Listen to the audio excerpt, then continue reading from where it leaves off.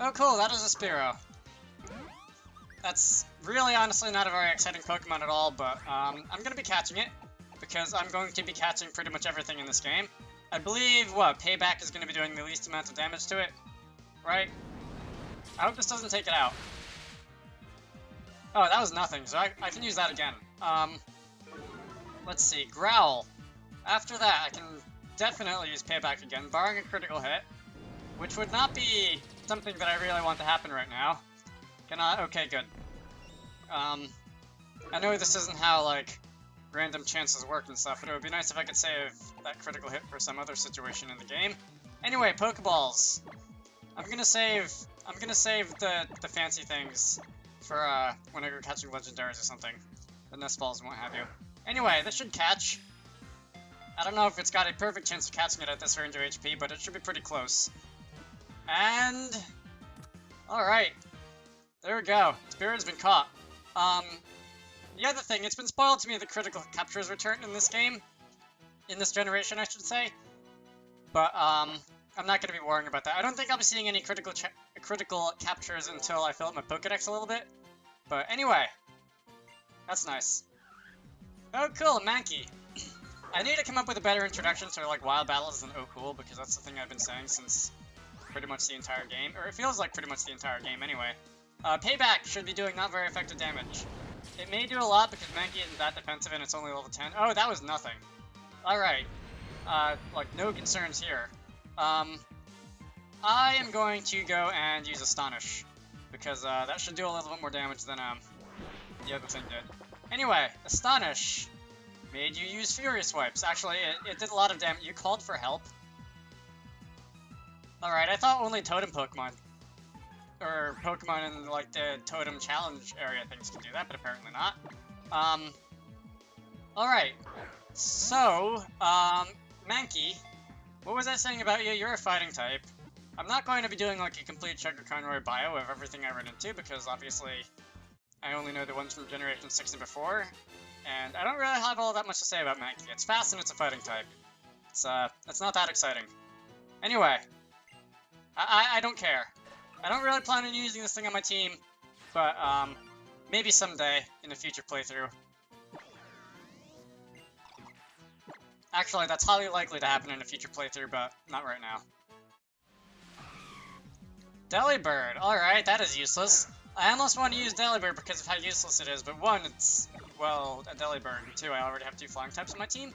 Anyway, let's see what you have to say about an Astonish. Alright, that made you flinch, but it didn't even do half, which is somewhat surprising. Well, maybe it shouldn't be, because Delibird is, like, a not evolving Pokemon, and those generally have higher base stats than unevolved Pokemon. And, two, Astonish is, like, 30 base power, so, yeah. Anyway, 1, 2, 3. Thank you and good night. Someday I'll use a Delibird on my team in a Pokemon playthrough, but today is not that day. I'm almost to level 17. Oh, cool, a Rufflet. I was not I said it again, didn't I? I was not expecting to run into one of these. I was actually starting to get annoyed at the, like, encounters that were swooping down on me from above, but a Rufflet's cool. Let us go and use Gust. I think you should survive a Gust, looking at the amount of damage that other moves have been doing to other Pokemon of similar strength. That is a Wing Attack. Wing Attack is scary. Rufflet and Braviary have very good attack. I do like Braviary. I do want to use Braviary on an in-game team one of these. Wow. I do want to use Braviary on an in-game team one of these days, but unfortunately that day is not today, because, again, I already have two flying types. I guess I could do, like, a flying mono type. Like an ad hoc flying mono type. That could be kind of fun. I don't know. I do want to use better variety on my team than that, though. I don't know what's coming up in the rest of the game, obviously. And, yeah, I'm sure I can do more interesting than a flying mono type. I could save it for later, because again, I haven't ruled out using a rotating team yet. But, we'll see. Anyway, Rufflet State has been added to the Pokédex. And, yeah, I don't... Can I skip all this theatrics, please? Thanks. Caterpie! It's not a cutie fly, but I'll take it. I'm going to not go and use Gust on it this time. Instead, Payback is like my least damaging move because it's not stabbed. No, wait, I think Astonish is actually still less damaging. Anyway, that didn't really matter. Yeah, you can feel free to use Tackle on me. Is this necessary? It's an interesting mechanic in like the Kahuna battles or whatever it is, but is this really necessary? Anyway, I guess I can go and take you down. Anyway, I appear to be out of Great Balls, so let's just go with the Pokeball. This should catch it anyway, because Caterpie's got the highest catch rate you can have, and it's at decently low HP. It's at decently low HP, right? Yeah, that's gonna be all of 1/4 effective. It did 1 point of damage, which is just completely astonishing. Heh, astonishing. Yeah, 1 point of damage. Anyway, I can sit here and take about 30 of those. Struggle will be doing more damage than Bug Bite will be, right? 2, 3. Thank you very much. I was afraid it wasn't going to catch again for whatever reason. Anyway, Caterpie has been caught.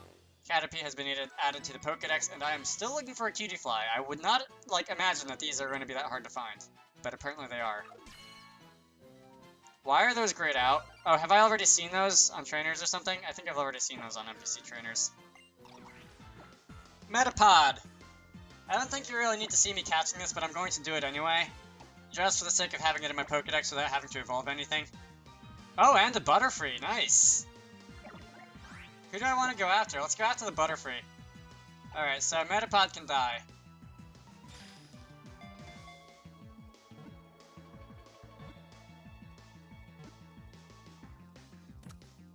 Finally, that actually took a couple Pokeballs to catch this Butterfree. Anyway, the collection is growing. If I do run into another Metapod, I will just catch it just for the sake of having. Here's a Cutiefly. It took long enough to run into. There are a lot of Pokemon in this flower field, I have to say. There's apparently all 3 forms of the Caterpie, Metapod, and Butterfree family. There's this Cutiefly. There's that Petalil. I assume there's the Cottony. I assume it'll be a Petalil and oh, cool. It's not very effective. Are you part fairy? Are you bug fairy? Anyway, yeah, there's a lot of Pokemon in this flower field. That is unfortunately doing a lot of damage. I'm not going to risk hitting you again, so instead, 1 Pokeball coming right up. If you have a catch rate of 255, like I think you do, this should be about, like, I don't know, 50-60% chance of catching you. No matter. Cutiefly has been caught. I can now show you to that one weirdo in the Pokemon Center, wherever it was, and see what you give me. And I kind of feel like just running around until I find another Metapod now. By the way, I didn't show this when I caught Butterfree, but a new feature that they have apparently added is when you catch a Pokemon with the full party, it will ask you... No, I don't want to give this thing a nickname. It will ask you if you want to add it to your party and send somebody else to the box, or if you just want to send it to the box directly. I'm gonna ditch Rufflet just because. But that's pretty cool.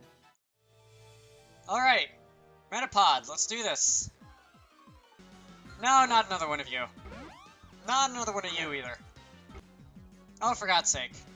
I had one earlier, did I not? At least you're in the same evolutionary family. Since when is finding a Metapod this difficult?